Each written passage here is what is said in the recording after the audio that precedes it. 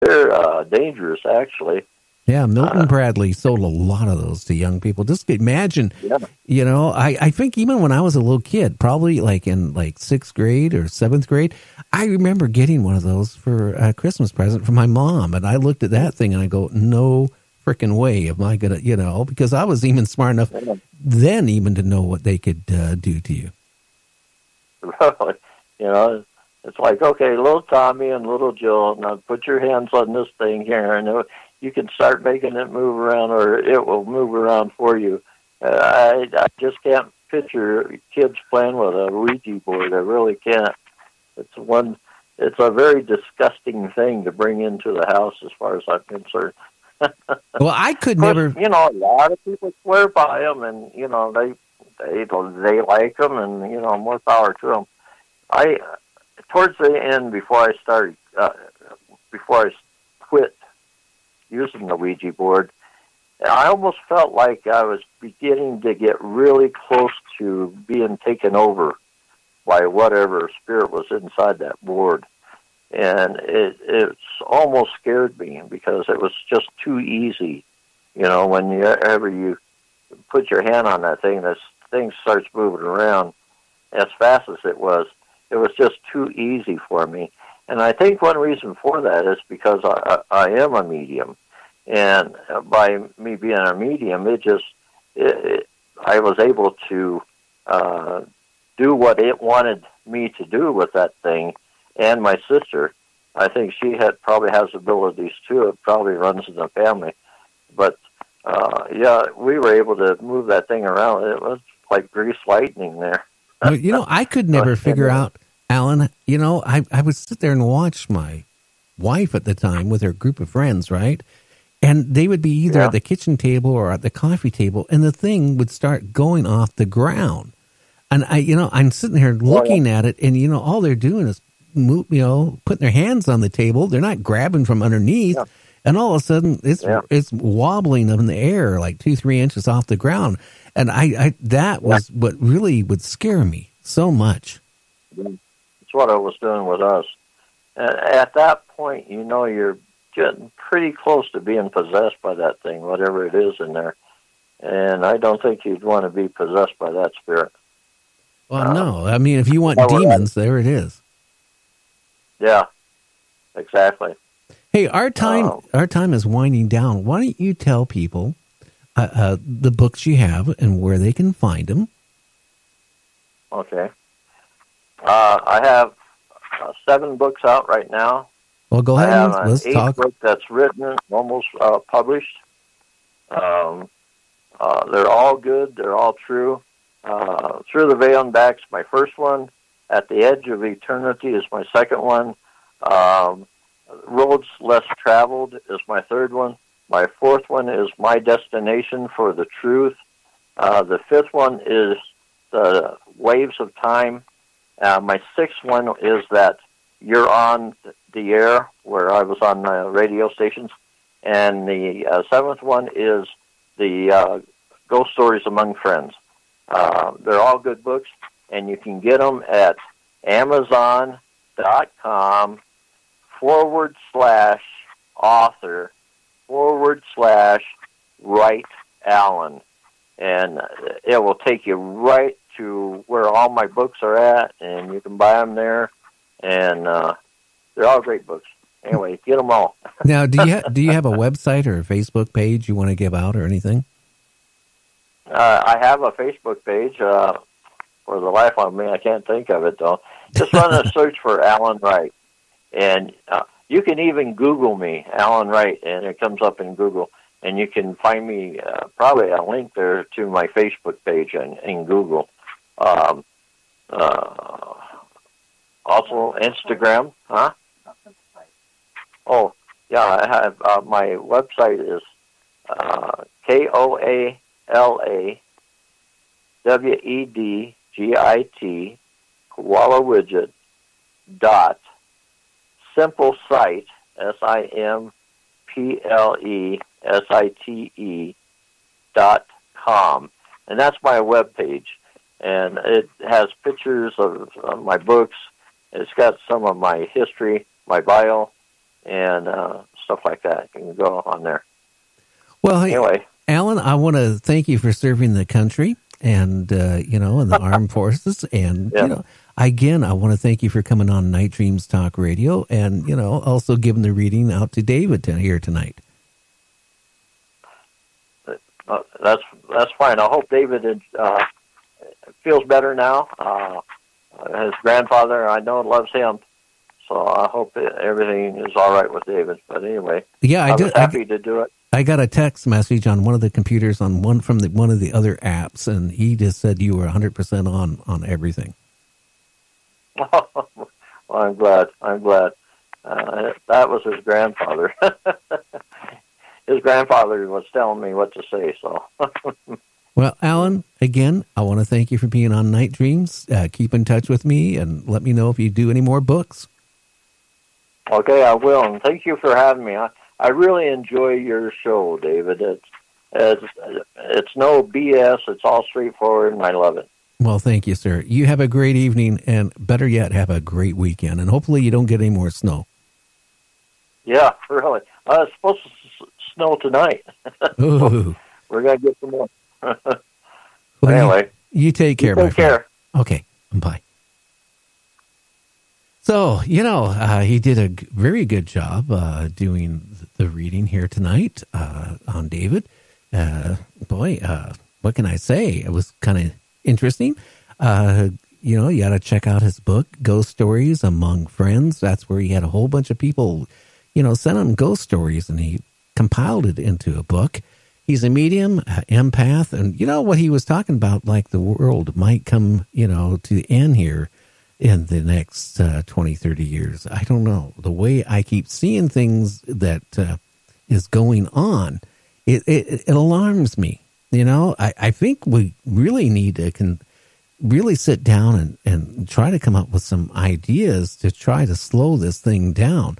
Antarctica, like I was mentioning at the beginning of the show, is like melting way faster, and it seems like it's speeding up every week. You hear more news about it. That is so scary right there. Not so much raising the sea level 4 feet just from that area, but what it might do to the warming belt. It goes from the equator to, up to Europe, the UK, and all that stuff. If that ceases to move, or it chills down, it could very well throw Europe into a mini ice age or worse. That scares me. The other thing, I don't want to scare people over the weekend, but the magnetic field is moving faster and faster, and it seems like every year it's growing a lot faster. Are we ready for a pole shift? I don't know. That's kind of concerning here right now. Disclosures about UFOs. If you on Facebook, which I am quite a bit, I keep seeing all these people putting up all this thing about, government disclosures here, this, whatever. I don't know if the government's going to actually come out and other than say that, yes, maybe UFOs do exist. I don't think they're going to sit there and say, hey, we've been, sharing technology with aliens or trading humans for technology. I don't know if we'll ever say that. Again, be careful what you read out there, because there's so much fake disinformation coming out that you gotta, when you read this stuff, you gotta really look at it over, because, it is really scary that what is coming out. And there's people writing books really fast, trying to get on the bandwagon to make money on this, which really alarms me. Because if they were really caring about if they wanted to get the information out, why do they have to write a book? They should get on shows and divulge it all without having to write a book. But there's a lot of people out there right now writing books out there thinking that this is going to be the year of disclosure. I don't know. But maybe the government might come out and say something, because the way things are going, with China, Russia, the wall, the earth changes. It's so scary out there right now. I don't know. I was reading a little article today about like some of these submarines we have, that they carry all these missiles, that each missile has 3 nuclear warheads. that the thing is like 80%, 80 times more popular than, or more powerful than what we dropped over in Japan during World War II. And that is scary too. I mean, like, these are doomsday. I mean, you know, I don't know. I would think at this point we should be getting away from building weapons and stuff like that and think more about our people. I mean, you know, it's scary how many people are still living on the streets, how many people can't even pay their power bills, their, you know, children and the family are going hungry. But yet we can spend all this money in places that I don't know. I don't know if that'll ever change. But I think it's time it really does. Again, I can see that we need to build up the security, okay, on the borders. We do, really do. The wall, is that going to stop people from coming over? No, because they're really good and creative at making these tunnels. You know, again, I was reading here recently about they had one tunnel they found with air conditioning and lighting in it that you could drive a car through. We're going to Mexico into the United States. It's big enough where vehicles could go through. That, you know, how much drugs and how many people could be trafficked through those, and how many tunnels are not been found. So is a wall going to stop that? Yeah, it's going to stop the mom and pop and maybe some of the bad people from getting into the country. But I don't think it's going to do what we're told it's going to do. Maybe it's smoking guns to keep our minds off of, well, UFOs and aliens. I don't know. But I really concerns me of what happened here where I'm at in Gig Harbor, Washington. We lost our power last week, I don't know, 5-6 times. And then we lost our internet, and we lost a lot of other things. And it took days and days just to even get the internet back up. Now, think about if we got hit with a major solar flare. How long do you realistically think it's going to take to get the grid back up? It's not going to be overnight. It's not going to be 4 or 5 days. It's not going to be a year. We simply just don't have enough transformers and the gear to put it back up. It'll take a while. And long before that happens, I hate to say it, I remember Mad Max movies, the scenario. What is going to happen? Okay, I can tell you what happened here when we had the snowstorm hit. The day it hit, all the major grocery stores were sold out of meat. They were sold out of milk. They were sold out of potato chips and soda. And there was no bread, no lunch meat. You know, the store's shelves, and we're talking big stores, were pretty much empty. And one day, people. Now, what's that mean if we got hit with a solar flare? I mean, you know, how you're looking at the grocery stores, they say that, you know, the government's, about 3 days worth of supplies of food in the grocery store. I don't think there is even 1 or 2 days supply of food in a grocery store, unless you want to eat sardines. And I guess that's better than nothing, isn't it? But what are you going to do about gas? Where are you going to get gas at? Because you know what? They won't be able to pump it. Your car isn't going to run. So you know what?